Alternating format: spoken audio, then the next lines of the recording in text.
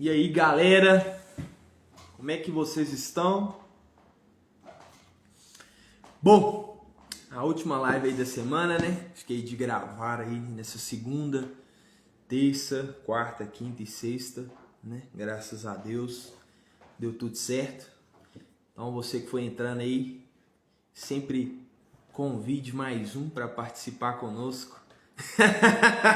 Bonito esse homem, né, gente? Ai, não fala não que eu empolgo, gente. Nossa senhora. Então tem que vocês não podem falar que eu sou bonito. Senão eu fico empolgado. Fala aí, Gabriel. Fala, Carol. E aí, pessoal? A gente tá gravando aí lives esporádicas, né? Tentei fazer uma junção com alguma das lives que eu fiz, né? Na segunda, terça, quarta, quinta e sexta. Gravar uma live bem rápida mesmo, só pra gente se situar, falar de assuntos importantes aqui e recordar algumas coisas mesmos. Lembrando a todos, hoje também tem formação aqui na comunidade, tem presencial e tem virtual também, né? Tem uma galerinha aí de outra cidade participando com a gente nas outras formações que a gente foi passando. Então, fica inviável dessas pessoas estar presente aí nas sextas-feiras, que são de outras cidades, então complica um pouquinho deles estar. Então a gente vai abrir isso aí para o pessoal continuar acompanhando a gente. Então hoje tem formação, se eu não me engano, até esqueci o horário, 19 horas? Então tem formação aí às 19 com a Carol. Carol vai dar aí sobre, acho que, maturidade, né? Fazer uma sequência de lives aí neste mês de maio. A gente deu algumas formações sobre a vida intelectual, né? 2 formações e 2 formações sobre educação da vontade. Bom, pessoal, então é isso. Não vou ficar me delongando aqui não, para a gente ser mais objetivo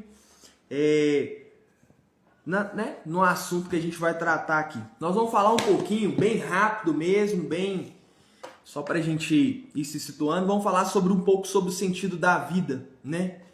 A gente repara hoje uma dificuldade muito grande das pessoas em aceitar a sua circunstância e ultimamente eu tenho se deparado com muitas pessoas frustradas, né? Às vezes pessoas frustradas vocacionalmente. E aí quando eu digo vocacionalmente, eu não digo só uma vocação ao matrimônio, uma vocação ao sacerdócio, uma vocação à vida religiosa, uma vocação de um grupo que faz parte, ou uma frustração profissional. Mas você vê muitas pessoas assim, infelizes, né? Triste, para baixo, parece meio que oprimido pela a situação que se encontra, pela decisão que fez. Então a gente vai falar um pouquinho sobre o sentido da vida, aquilo que o Viktor Frankl fala muito, né? Tem um livro, e aí aconselho ao pessoal a ler, chama O Sentido da Vida, né? Do Viktor Frankl, que ele vai falar sobre, né, aceitar o sofrimento inevitável da vida, amar uma pessoa e servir aí a um ideal, né? Ele vai falar dessas 3 dimensões aí, e aí eu queria chamar a atenção para isso, sabe? O sentido da vida está em se instalar nessas coisas, está em de fato aceitar a sua circunstância. Como a gente vive numa sociedade muito infantilizada, uma sociedade muito vitimista diante das suas circunstâncias, diante das coisas, e aí acaba aquela pessoa muito frustrada. E a frustração, se a gente for olhar o livro Em Busca de Sentido, né, do Viktor Frankl, ele vai mencionar pra gente essas coisas, né? O Viktor Frankl esteve aí num campo de concentração e soube fazer ali a sua vida, né? Independente da circunstância que estava, mas procurou esse sentido da vida mesmo. Então a gente olha para essas pessoas, muitas pessoas tiveram escolha, seja profissional, seja vocacional, e aí aquela prisão, mas uma prisão muitas vezes ela provém muito daquilo que nós projetamos, né? Eu sonho uma coisa para mim, eu imagino alguma coisa para mim, e o que acontece com isso? Como aquilo, na maioria das vezes, eu não consigo adquirir, eu não consigo dar passos nesse sentido, eu acabo me frustrando. Então, essa questão desse sonho, essa questão mais hipotética, né? Um sonho ali e tudo, acaba te bagunçando muito e acaba te frustrando muito. E às vezes acaba a gente sempre acha que a vida do outro está melhor do que a nossa, aquelas escolhas é melhor do que a nossa. E aí a gente acaba no sentido mesmo de comparar muito as coisas, né? Por isso que essa questão de comparar, a gente esquece que não existe somente aquela escolha em si, existe uma outra circunstância ao redor, porque uma vida é composta de várias coisas, uma pessoa é composta de várias outras coisas, de sentimentos, de sentido, de outras coisas. Então a gente acaba se frustrando porque a gente projeta a nossa vida segundo o outro, né? Principalmente aqui no Brasil, que há uma questão de disputa muito grande no sentido de inveja, né? O brasileiro por si só, eu mencionava em uma das lives, não me lembro, sobre quando você vai lendo as obras de Machado de Assis, você vai percebendo uma questão ali de inveja daqueles personagens, e quando você olha para aquilo, você vai vendo, você diz, cara, eu tô com inveja, entende? Existe uma inveja muito daquilo que o outro está sendo, daquilo que o outro está fazendo. Então, aceitar essa circunstância, fazer acontecer ali no seu trabalho, fazer acontecer na sua casa, na sua família, fazer acontecer na sua faculdade, na sua escola, no seu grupo, seja que você participa, seja da igreja, seja um grupo de amigos, alguma coisa, você servir aquilo ali, você de fato está posto ali aceitando essa circunstância. A gente reclama, porque se minha vida fosse assim, assim, assado, se eu nascesse numa família assim, assim, assim, assado, se eu tivesse passado um concurso assim, assim, assado. Como hoje a sociedade vive projetando muito sonhos, grandes coisas, e aí a gente esquece de ver o básico. Esses tempos para trás eu conversava com uma pessoa, e ela sempre no sentido mesmo de reclamar, assim, cara, você está reclamando muito, porque você está projetando uma vida muito alta, entende? Vamos descer o seu projeto, vamos no básico, vamos fazer o básico aqui. E aí quando você desce, quando você de fato aceita a sua condição atual, e aí eu não estou falando para você se conformar, é muito diferente aceitar com conformar, beleza? E aí a gente tem que diferenciar isso. Até existe aquela pessoa que se conformou, não, minha vida é assim mesmo, eu não mudo. E aí eu retorno com aquela frase de Chametó, alto lá, meu filho, a humildade, ele fala assim, alto lá, meu filho, a covardia está longe de ser uma virtude, e a humildade em nada se parece com a humildade, em nada. Então a gente precisa de fato entender um pouco essa questão da covardia, essa questão da preguiça, dessa conformidade com a minha vida. Não mudo, eu sou assim mesmo, essas coisas. Aceitar a circunstância é ter um olhar amoroso para aquilo ali e você ir modelando, você ir transformando, você fazendo algo que seja diferente ali. Porque as coisas vão mudar a partir da sua mudança. De uma mudança de posicionamento diante daquela circunstância. Então eu preciso mudar, eu preciso estar fazendo alguma coisa diferente. Eu reparava, na minha época de faculdade, que eu sempre reclamava de professor. Ah não, o professor é isso, o professor cobra demais. Eu lembro, nessa época de faculdade, eu reclamava, nossa, professor, pelo amor de Deus e tal. Existem realmente professores que não sabem passar, né? O conteúdo dele é até muito inteligente, mas na hora daquela transmissão de conteúdo, ele não consegue ter um bom êxito, podemos assim dizer. Então, quando a gente percebe aquilo ali, por muitas vezes eu falo de mim mesmo, cara, era eu que precisava mudar, era eu que estava sendo negligente com as cobranças que era feito, com o exercício que eu deixava de fazer, com a prova que eu fazia mal feito, com o estudo, né, que eu deixava de ser aplicado, odiava ler, assim, ler para mim, não que eu goste hoje, mas que hoje é meu dever, pela pessoa, pelo objetivo, pela meta que eu tenho, hoje é meu dever estar ali, ser comprometido com as minhas leituras. Então, quando você aceita aquela circunstância, se cara, eu preciso reagir diante dessas circunstâncias, eu preciso mudar diante dessas circunstâncias, seja elas favoráveis ou não, beleza? A maturidade está justamente aí, em não ficar procurando coisas favoráveis demais, né? Não, isso é desfavorável. Não, aquilo que é desfavorável, você pode ter certeza, vai te proporcionar um grande amadurecimento, vai te proporcionar uma grande transformação. E aí, você se instala, porque se você depender de tantas coisas externas para você ser feliz, aí eu vou dar um exemplo agora, em pandemia, tantas coisas ruins acontecendo, e aí? Você vai deixar de realmente ser feliz? Você realmente vai deixar de entregar alguma coisa? Porque, pandemia é isso, doença não sei o que, aquilo. Então a gente vai percebendo que a gente tende a terceirizar a nossa felicidade no sentido da circunstância, das coisas que vai nos acontecendo, e esquece que a gente pode estar ali cumprindo o nosso dever, e não há nada mais feliz quando você realmente se compromete. Não há nada mais feliz quando você se doa, quando você se entrega. A felicidade do Cristo, quando você olha que Cristo foi ali para aquela cruz, se sacrificou, se doou, se entregou, ele se deu. Ali estava a alegria do Cristo, né? Ali está a alegria do Cristo, né? É isso aí que o Lucas disse, esperar estar perfeito para mudar, meu irmão. Eu sinto muito, não vai dar para estar perfeito, não vai dar para tudo estar bonitinho. O que precisa estar bonitinho é as suas atitudes diante das circunstâncias, sendo ela favorável ou não, beleza? Isso está a questão do amadurecimento.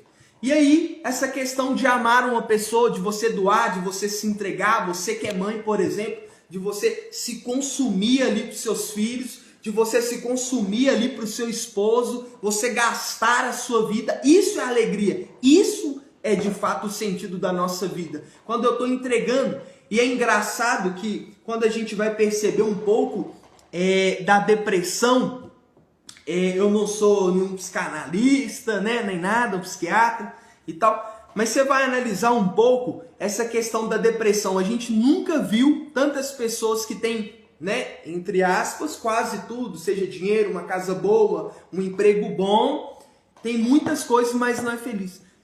Na maioria dos casos, e aí eu não posso dizer na totalidade, eu queria dizer aqui a maioria, você percebe o quê? Essas pessoas estão recebendo mais do que deveriam. E elas sabem disso. No fundo, elas sabem disso. Isso dá uma angústia profunda. Repara para você ver, quando você ganha muita coisa, quando você tem muita coisa, quando as pessoas realmente fazem tudo por você e você não entrega nem a metade, aquilo te dá uma sensação de frustração. Assim, cara, eu ganho tudo, eu tenho tudo e eu não consigo entregar. Aí você começa a falar, eu sou uma bosta, eu sou isso, eu sou ruim. É um sentimento ruim, é triste. É um sentimento triste quando todo mundo quer te dar, parece que o mundo gira em torno de você, você começa a ter uma frustração. Porque nós, seres humanos, não foram feitos para receber além. Nós somos feitos para entregar além. É diferente. O Cristo não é para si.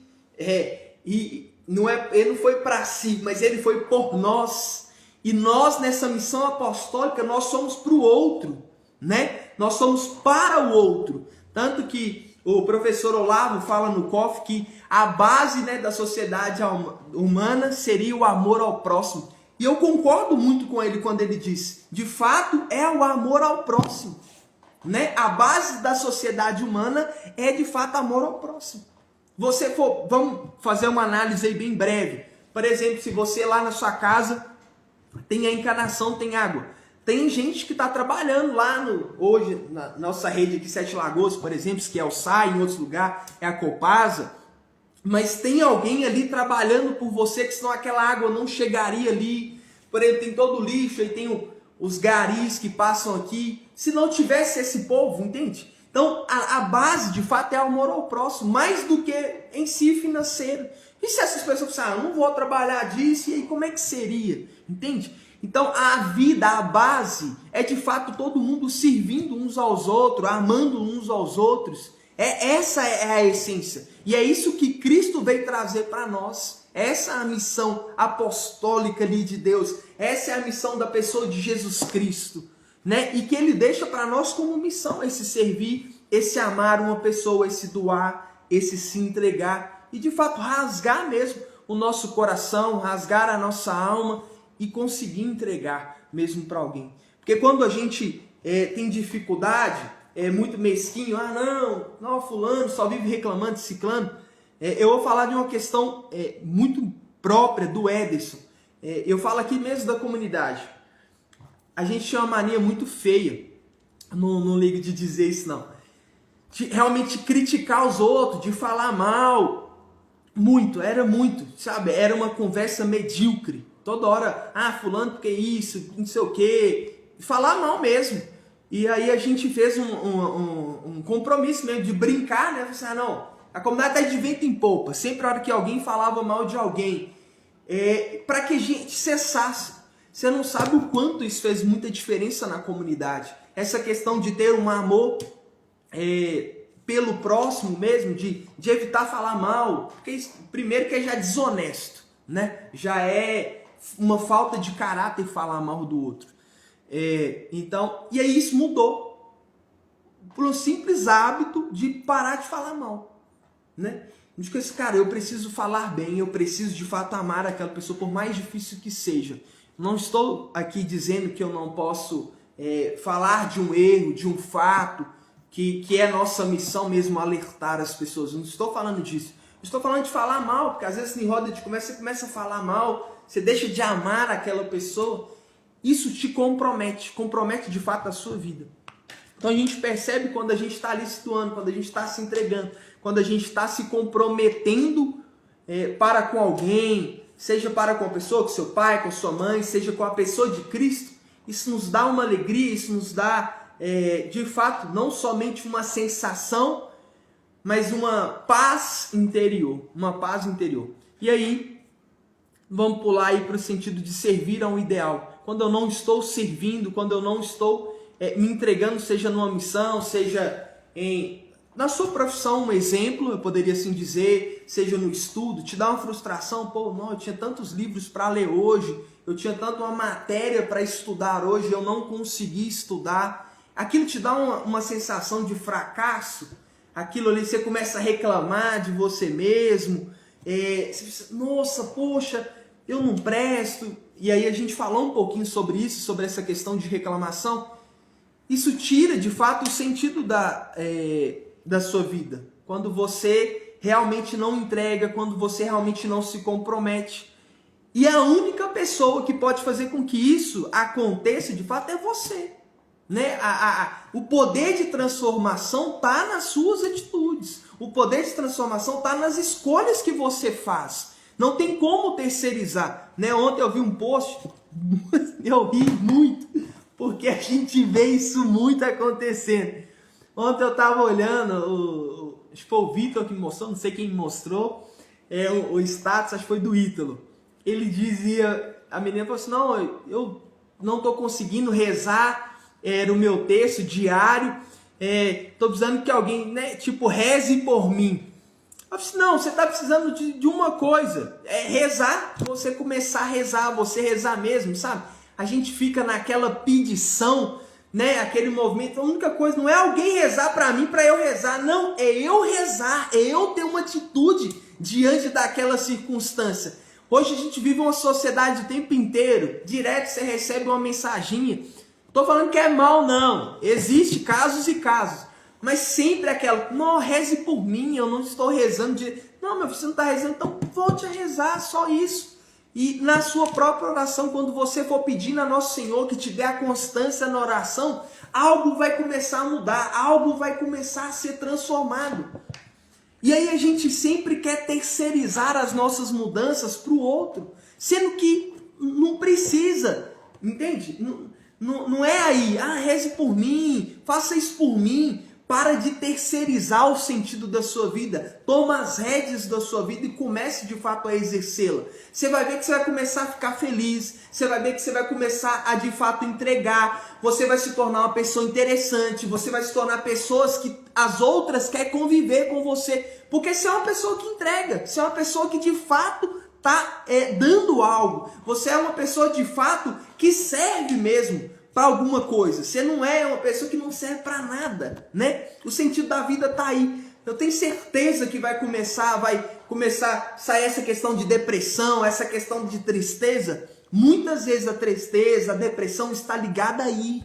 Porque eu não estou servindo, porque eu não estou doando, porque eu não estou amando, porque eu estou reclamando demais, eu não estou aceitando a minha circunstância atual. Eu coloco toda essa circunstância como variável para ser feliz ou não.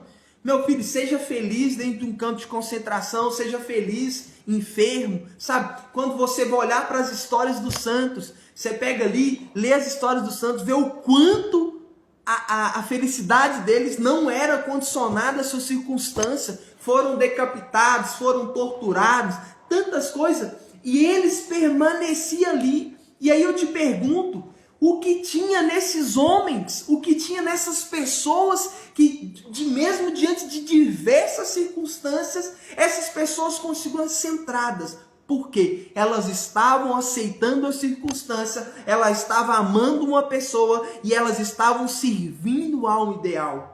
Você vê, os santos aceitaram as suas circunstâncias, a sua dificuldade da época, tudo aquilo que estava acontecendo. Eles estavam amando uma pessoa que é a pessoa de nosso Senhor Jesus Cristo. Quando você olha para os santos, aquele amor que transbordava, que faz a gente querer imitá-los, né? Que era um amor que transborda.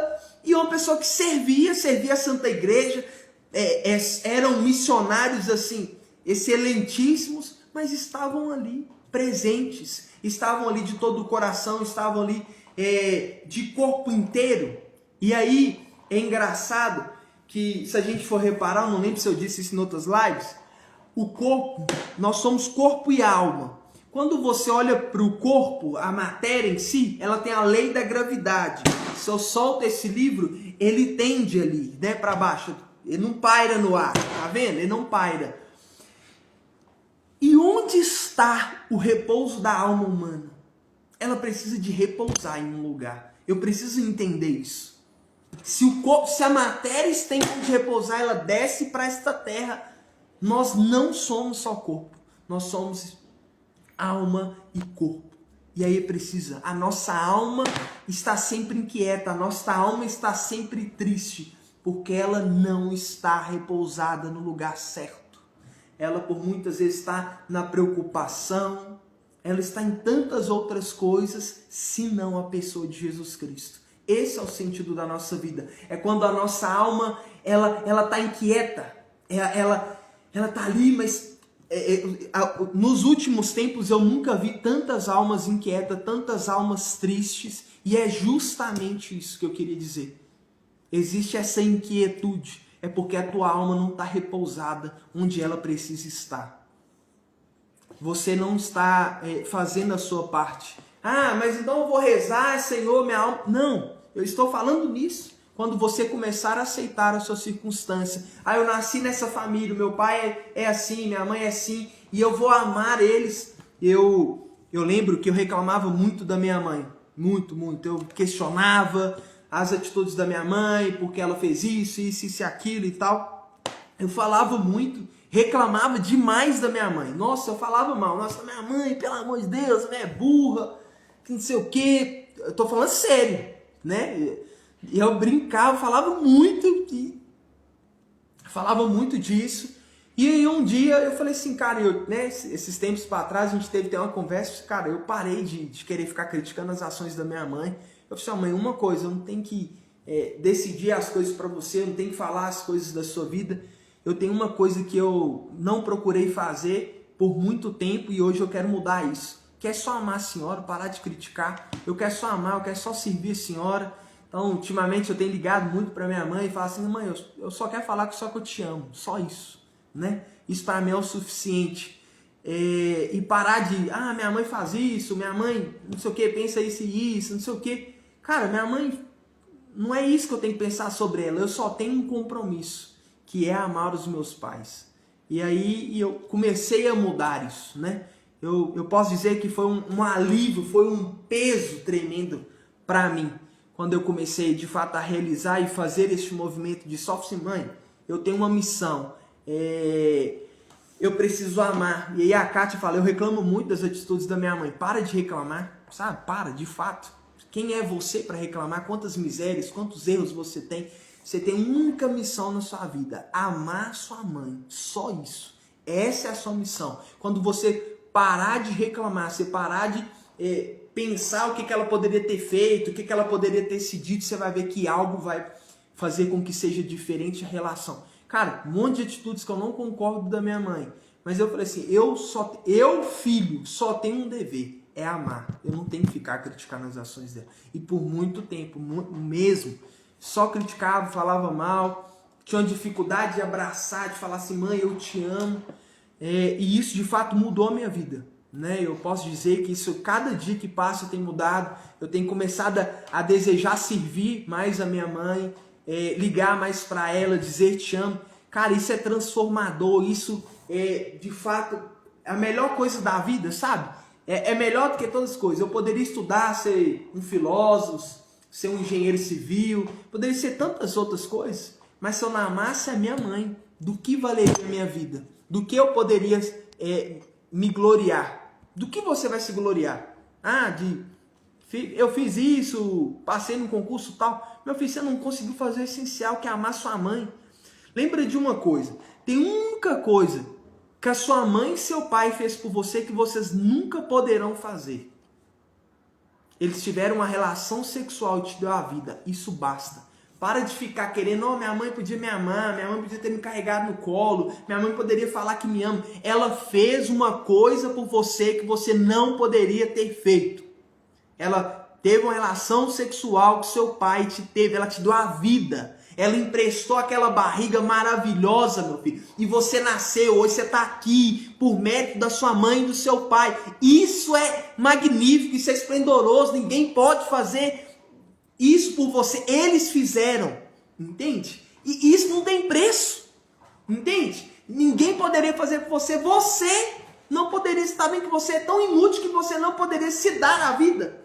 E eles fizeram. Então vale a pena a gente mudar muitas concepções, em particular nesse sentido familiar, principalmente com pai e mãe. Só ame-se, sabe? Para de criticar, para de falar. Você vai ver que a vida vai ser muito melhor.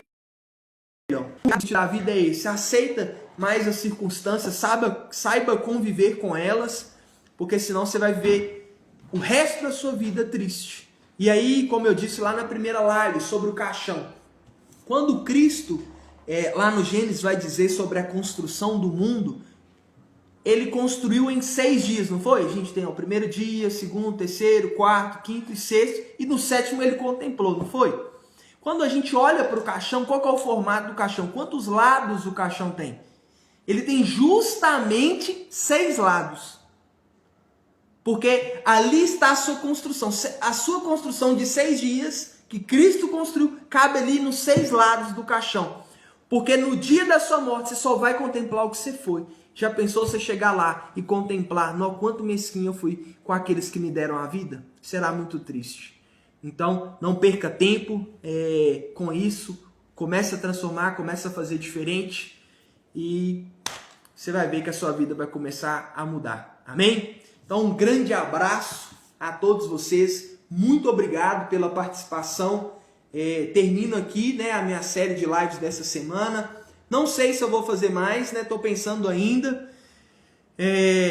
Mas muito obrigado por vocês terem participado com isso. Mesmo ela tendo atitudes que eu já sei que não é certo. Sim, minha mãe tem um monte de atitudes que eu sei que é certo. Mas quem é você para julgar ela?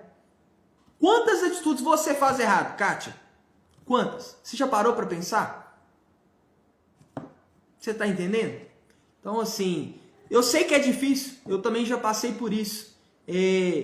Mas quando você entende que você não é Deus, não é juiz para julgar as coisas, você passa a entender que você está no mesmo campo que ela. Você só tem erros, às vezes, diferentes, mas você também não deixa de errar. Então, juiz é o Cristo. Então, Então deixa que ele julgue a sua mãe porque ela fez. Até porque a salvação ela é individual, ela não é comunitária. Beleza? Então eu tenho certeza que quando você parar de querer ser juiz da sua mãe, definir as ações dela, a sua vida vai começar a ir para frente. Amém? Bom, é isso. É isso aí. Vamos começar a mudar, vamos começar a ser diferente. Aceita a sua circunstância, ame uma pessoa. Kátia, ame a sua mãe. Para de ser juiz da vida dela, beleza? E sirva ao ideal, beleza? Deus abençoe, um grande abraço a vocês. Quiser perguntar mais alguma coisa, vou colocar uma caixinha aqui de pergunta para essas lives. E eu estou aqui. Um grande abraço, um beijo a todos.